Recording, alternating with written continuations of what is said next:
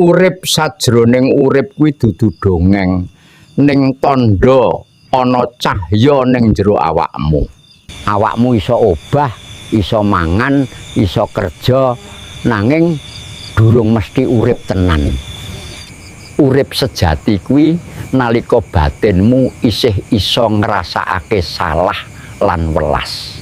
Yen kowe arep tumindak ala terus dodo ora penak, kuwi nuranimu isih urip. Akeh wong sugih bondo nanging batine mati merga lali marang rasa.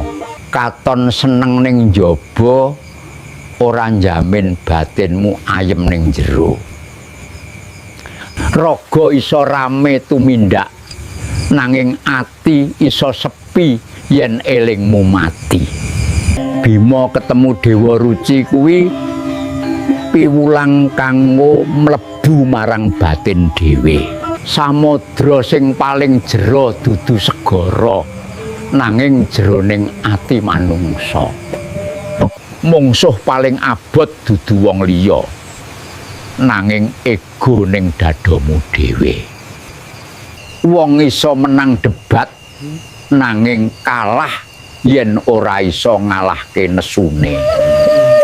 Wong iso katon alim nanging atine isih peteng yen kebak gumedhe.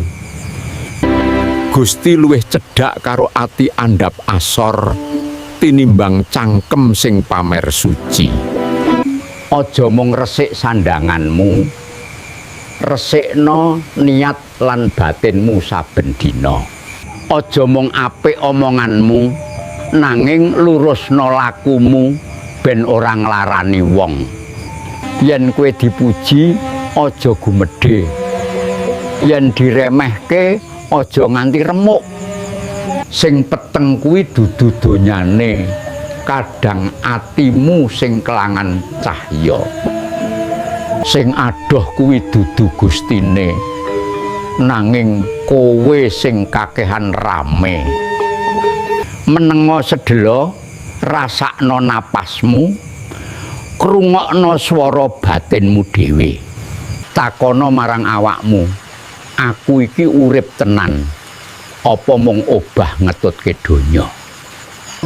Wong sing ngerti urip sajroning urip ora gampang keseret gengsi.